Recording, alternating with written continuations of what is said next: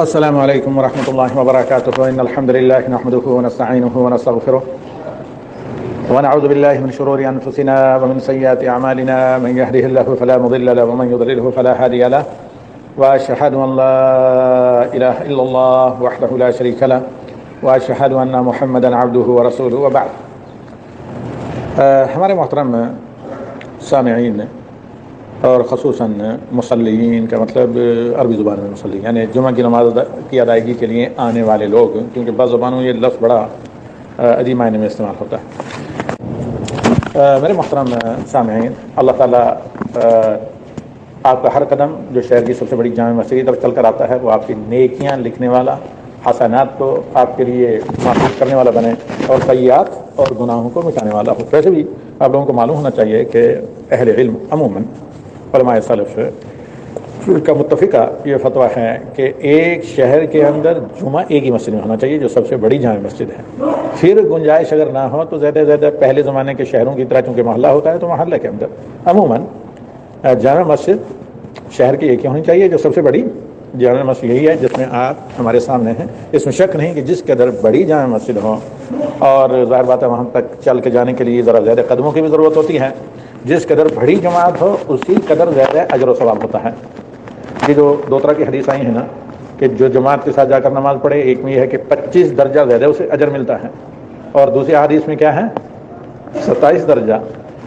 اہل علم نے اس میں یہ تطبیق دی ہے کہ اگر وہ بڑی جامع مسجد ہے جہاں بڑی تعداد اہل اسلام کی نماز پڑھتی ہے تو 27 درجہ ہے وہاں جا کر نماز با جماعت پڑھنے کا اکیلے پڑھنے کے مقابلے میں۔ جمعہ کی نماز تو اکیلے ہوتی نہیں ہے لیکن عام نمازوں بھی، اور اگر کوئی چھوٹی موٹی مسجد ہے قریب کی ہے تو پھر 25 درجہ۔ یہ ہے اہل علم کی توجیہ، واللہ اعلم بالصواب۔ اب آتے ہیں آج کے خطبے کی طرف سے۔ خطبہ کا ٹاپک تھا دا ونٹر سیزن، موسم سرما اور اس سے متعلقہ شرعی فقہی احکام مسائل۔ کیا آپ کو اللہ تعالیٰ نے رخصت دی ہے سردی میں، یا سردی میں آپ جو عبادات کرتے ہیں ظاہر بات ہے ان عبادات کے لیے آپ نفلی عبادت کریں تہجد یا فرائض پڑھیں، سب کے لیے شرط کیا ہے کنڈیشن؟ جی طہارت، اور طہارت کس سے ہوتا ہے؟ اساساً پانی سے، اور دنیا میں اکثر لوگوں کو ٹھنڈے پانی سے طہارت چاہے غسل ہو چاہے وضو ہو کرنا پڑتا ہے۔ اور پھر سردی سے بچنے کے لیے اور طرح طرح کے موسم سرما کی وباؤں سے بچانے کے لیے آدمی کو گرم کپڑوں کی ضرورت پڑتی ہے۔ تو خیر ہر اعتبار سے آدمی کو خرچہ کرنا پڑتا ہے موسم سرما میں، اور موسم گرما میں بھی آج کل جو بل زیادہ آ جاتے ہیں۔ تو خیر ایک طویل اور صحیح حدیث ہے، اس کا میں نے تفصیلاً کسی اور کلپ میں ذکر کیا ہے وہاں کسی اسٹوڈیو میں، وہ یہ کہ اللہ کے نبی صلی اللہ علیہ وسلم نے فرمایا کہ موسم سرما میں ایک ایسی رات ہے جس میں بلائیں نازل ہوتی ہیں، آفات و بیماریاں نازل ہوتی ہیں، لہذا بچ کر رہا کریں۔ امام نووی رحمہ اللہ اس کے بارے میں فرماتے ہیں کہ عجم عموماً فارسیوں پر اس کا اطلاق ہوتا ہے کہ وہ ماہ دسمبر جو ہے نا ایلول، جس کو کریم عربی زبان میں کہتے ہیں، کہ اسی کی کوئی شروع سے لے کر آخر تک رات ہے، تو لہذا سردی سے یا سردی کے مضرات اور نقصانات سے بچانا یہ شرعی مطلوبی ہے۔ ایک تو ہے ہی حفظان صحت کا کہ آپ اپنی صحت کا خیال رکھیں، اور دینی نقطۂ نظر سے بھی نبی صلی اللہ علیہ وسلم نے موسم سرما کی وباؤں سے بیماریوں سے بچنے کے لیے بندوبست کا کہا ہے۔ تو موضوع خطبہ کا کیا تھا؟ موسم سرما شتا اور احکام شتا، یا موسم سرما اور اس میں فقہی شرعی احکام مسائل۔ آغاز امام صاحب نے کیا، یہ پہلے میں بتا چکا ہوں کہ کہاں ریکارڈڈ ہے، آپ سن سکتے ہیں اردو میں، کہ قرآن کریم میں دا ونٹر یا الشتا یا سردی کا لفظ، موسم سرما کا لفظ صرف ایک جگہ آیا ہے، جو ہے اللہ رب العالمین کا فرمان بسم اللہ الرحمن الرحیم کے بعد کیا؟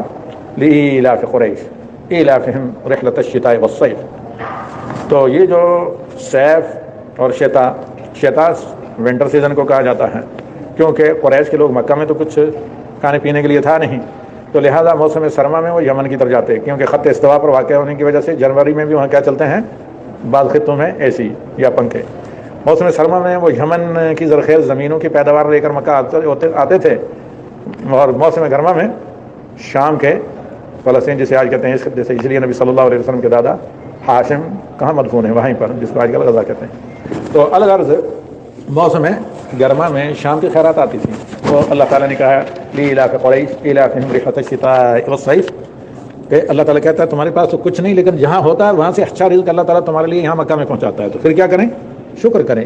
اور یہ شکر کرنے کا صرف حکم نہیں دیا، اور اللہ تعالیٰ نے بتایا کہ شکر ہے کیا ہے حقیقی، فَلْيَعْبُدُوا رَبَّ هَٰذَا الْبَيْتِ الَّذِي أَطْعَمَهُم مِّن جُوعٍ وَآمَنَهُم مِّن خَوْفٍ، جس نے بھوک سے بھی بتایا اور ڈر و خوف سے بھی تمہیں مکہ والوں بتا کر رکھا، اس رب کے شکر کرنے کا طریقہ اس کی توحید پر علم و بصیرت کے ساتھ قائم رہنا، اور صرف اس اللہ کی، اس بیت اللہ کے رب کی عبادت نہ کہ ان 360 بتوں کی جو تم نے رکھے ہوئے ہیں۔ اللہ کے ساتھ شرک کرنا سب سے بڑی ناشکری، اللہ کی توحید پر علم و بصیرت کے ساتھ عمل پیرا رہ کر اللہ کی عبادت کرنا، یہ اللہ تعالیٰ کا سب سے بڑا شکر ہے۔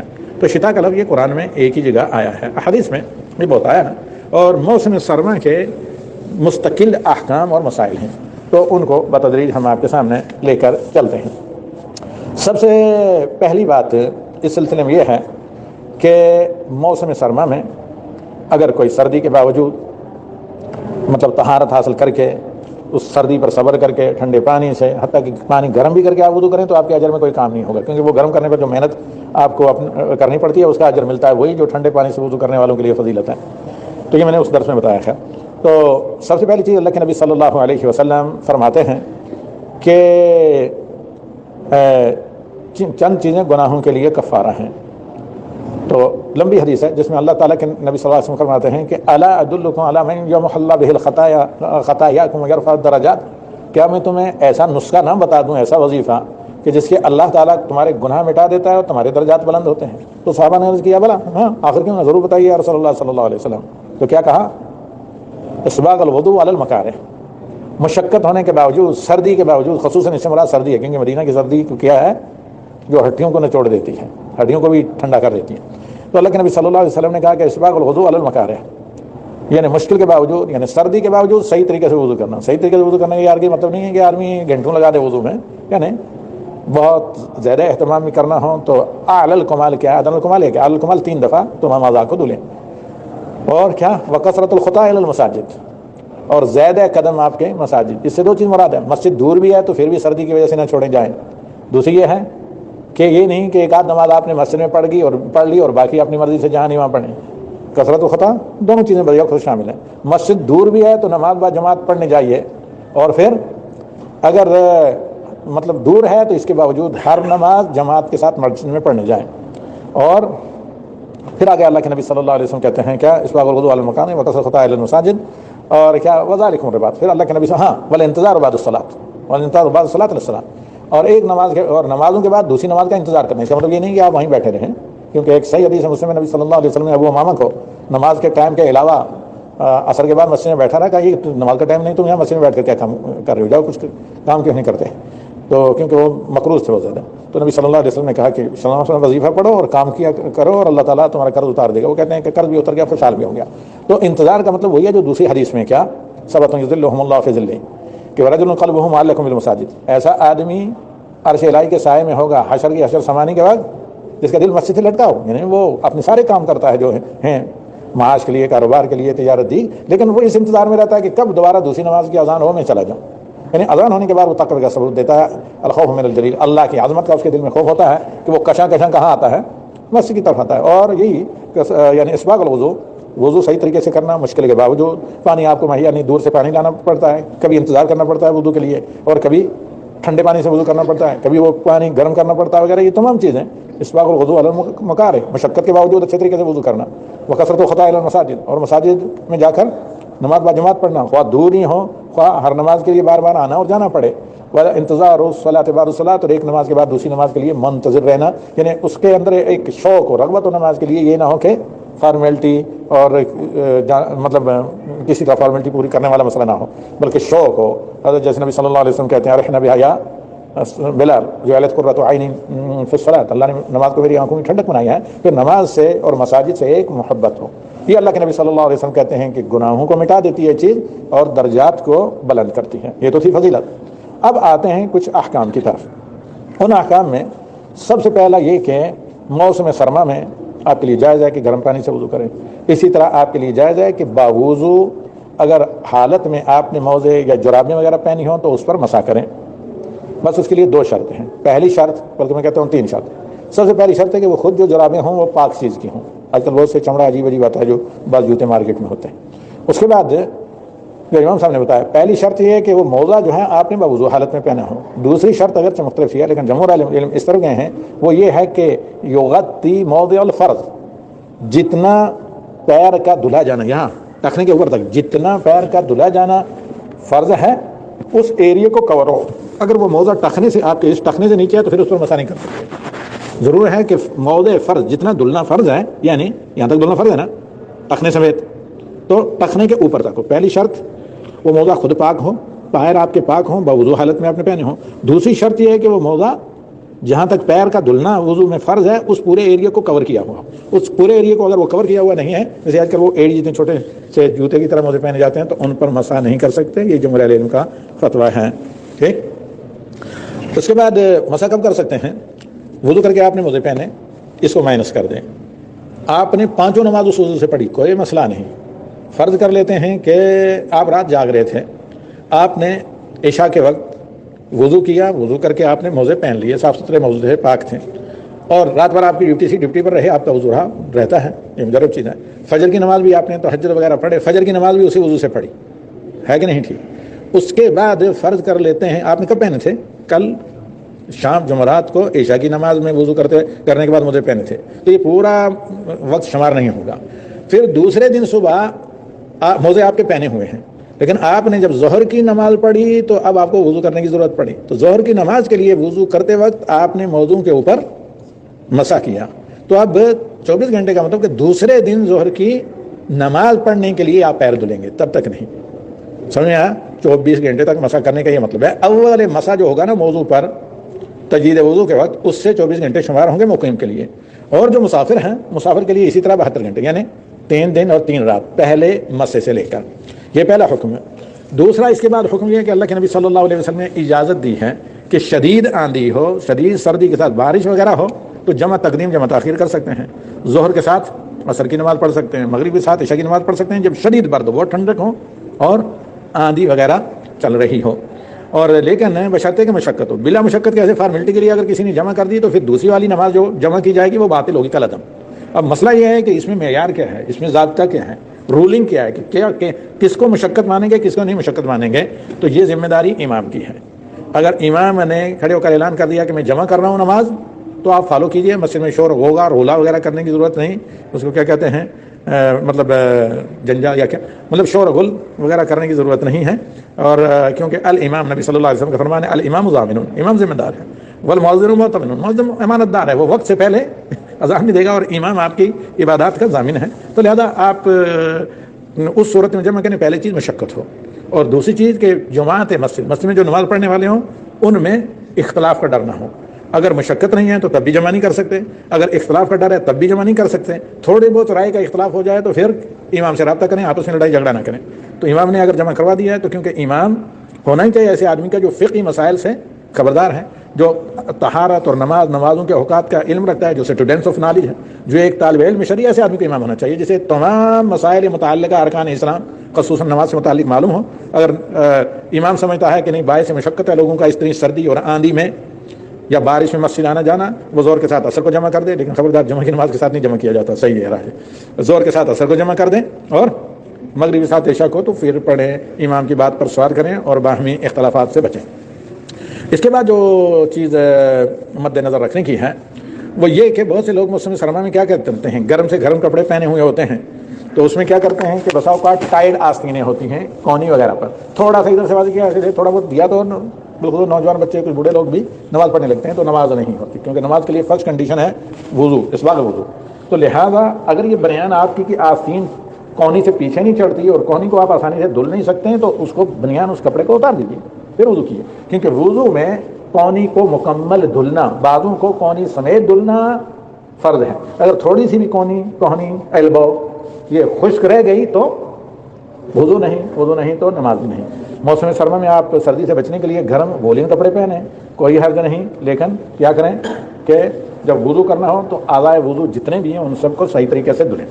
اس کے بعد اللہ کے نبی صلی اللہ علیہ وسلم سے جو ثابت ہے وہ یہ کہ بارش کے لیے اللہ تعالیٰ سے یہ دعا کریں اللہم صیبا نافعا، بارش کے یعنی باران رحمت کے لیے دعا کرنا. اے اللہ نفع بخش بارش ہو، نفع بخش ہو اور موسلادھار بارش ہو، جس سے یعنی زمین میں جذب ہو اور یعنی صحیح زمین پر اثر انداز ہونے والی صحیح نافع اور بعض جگہ اے اللہم ہنی مریم وغیرہ. اور اسی طرح اللہ کے نبی صلی اللہ علیہ وسلم کی یہ دعا تیز آندھیوں کی چل جائے، اللہم انا نسألک خیر ھذا الريح وخیر ما فيها وخیر ما ارسلت به واعوذ بک من شر ھذا الريح شر ما فيها وشر ما ارسلت به. اے اللہ اس ہوا جو آندھی چل رہی ہے اس کی خیر کی دعا ہم کرتے ہیں، اور جو خیر اس میں ہے اس کی دعا کرتے ہیں، جو خیر دے کر یہ آئی ہے اس کو ہم دعا کرتے ہیں. اس کے شر سے تیری پناہ مانگتے ہیں اللہ، جو شر اس کے اندر ہے برائی ہے اس سے تیری پناہ مانگتے ہیں. جو شر یہ لے کر آ رہی ہے ہمیں تو نہیں علم، کتنی گاڑیاں اٹھا کر پھینکی جاتی، تو جو شر یہ دے کر بھیجی گئی ہے اس شر سے اللہ تیری پناہ مانگتے ہیں. اس کے علاوہ کچھ اور لوگوں میں مشہور ہے اللہم اجعلھا رحمۃ ولا تجعلھا عذابا وغیرہ، اس طرح کی چند روایات کا جو خطبے میں ذکر ہے وہ صحیح حدیث سے ثابت نہیں، اگرچہ بظاہر دعا آپ کو اچھی لگتی ہیں. اور اسی طرح دیگر جو اللہ کے نبی صلی اللہ علیہ وسلم سے متعلقہ اذکار وغیرہ بارش کے لیے یا آندھی وغیرہ چل رہی ہو اس دوران ثابت ہیں. مزید جو ہے جو لوگوں میں یہ مشہور ہے کہ الشتاء و ربیع المؤمن وغیرہ، کہ شتاء مومن کی بہار ہے، تو یہ بھی حدیث صحیح نہیں ہے. اسی طرح دیگر بات اور اس طرح سے متعلق موسم سرما سے وغیرہ دو روایات کا اور ذکر ہوا، وہ جو میں نے پہلے عرض کر چکا ہوں کہ میں نے ان کی نشاندہی کی، آپ نے ایک لیکچر میں یوٹیوب پر ہیں اس سے استفادہ کریں. تو یہ چیزیں صحیح ثابت نہیں. ہاں موسم سرما کی آپ تیاری کریں اور اپنے ساتھ ساتھ ان مظلوم بے سہارا بچوں یتیموں کو نہ بھولیں جو عالم اسلام کے مختلف خطوں میں ہیں، خصوصاً کہاں غزہ میں، فلسطین میں، ساحل غزہ پر جو بے نوا 2 ملین سے زیادہ بے گھر لوگ پڑے ہیں، جن کا لحاظ آسمان کی چھت کے علاوہ کچھ نہیں، اور زمین میں وہ انتہائی سرد خطہ ہے جس میں بارشوں کی وجہ سے خیمے بھی پانی میں ڈوبے ہوئے ہیں، کیچڑ میں. تو اس سلسلے میں امام صاحب نے نشاندہی کی کہ وہ ایپ ہے کوئی منصت خادم الحرمین الشریفین کے نام سے، اس کے ذریعے بہت آسانی سے انڈر یور فنگر ٹرپ جس کو کہتے ہیں، ایک کلک کے ذریعے آپ مالی تعاون کر سکتے ہیں جو ان بے نوا یتیموں اور کٹے پھٹے اعضاء والے اور زخمی بچوں، کتنے لاکھوں کی تعداد ہزاروں کی تعداد میں ہیں جن کے ماں باپ ہی نہیں ہیں، کہیں بچے ہیں تو ماں باپ نہیں ہیں، ماں باپ ہیں تو بچے نہیں ہیں. اور چند دن پہلے ایک صحابی کے بارے میں سن رہا ہوگا، لائیو جب وہ تھا تو وہ گن رہا تھا، اور سب دنیا میں سب سے زیادہ ایجوکیشنل لیول وہاں ہے پوری دنیا میں، اور سب سے زیادہ دنیا میں مطلب وہ جو ہے گروونگ ریشو، یعنی اس کا کس کا انسانی افزائش نسل، جہاں بچوں کی زیادہ ایک خاندان کو نوجوان جو 20-25 سال کی عمر کے ہیں 37 بچے، یہ حقیقت ہے. دیکھا ہوگا آپ لوگوں نے. دو چیزیں سب سے زیادہ وہاں ہیں، تعلیمی معیار پوری دنیا میں سب سے اونچا ہے، وہاں تقریباً سب سے لو جو ہے وہ ہے گریجویشن، کیونکہ میں قریب تک دیکھ کر آیا ہوں. سب سے لو جو ہے وہ گریجویشن ہے، اس کو تو میٹرک 12ویں پاس، ہائر سیکنڈری کو تو ان پڑھ سمجھا جاتا ہے. اور بہت ہائی ایجوکیٹڈ لوگ ہیں، اور اس کے ساتھ ساتھ کیا ہے کہ ریشو آبادی کا بہت زیادہ ہے، آمدنی بڑے محنتی لوگ، لیکن اس کے باوجود جب بیچارے بکریوں کی طرح کسی باڑے میں، بکریوں کو بھی اگر وہ بھی مرنے لگیں، اگر باندھ کر 10-20 سال رکھیں گے ہر طرف سے، ایک طرف سے سمندر اور دوسری طرف سے دیوار سے گھرے ہوئے، تو جس مشکل کا سامنا کر رہے ہیں اس میں اپنے ساتھ ساتھ مسلمانوں کی ذمہ داری ہوتی ہے کہ اپنے بچوں کے ساتھ ساتھ ان کے بھی کھانے پینے کے بارے میں اگر کوئی راستہ ہے تو فکر کریں، کم از کم دعا کریں. اور ساتھ ہی ساتھ پھر بڑی مؤثر دعا کی امام صاحب نے. ساتھ ہی ساتھ کیا ہے کہ ان کی اس سردی میں کم از کم ان تک اس طرح کے کپڑے پہنچیں جن کی ضرورت ہے، کیونکہ گھر ہیں، زمین بہت ہو چکے ہیں، اور جو کچھ جمع پونجی تھی وہ سب کی سب یا ہو چکی ہے، یا تو جلائی جا چکی ہے، یا مطلب دشمن کے اس پر درود پڑ گئی.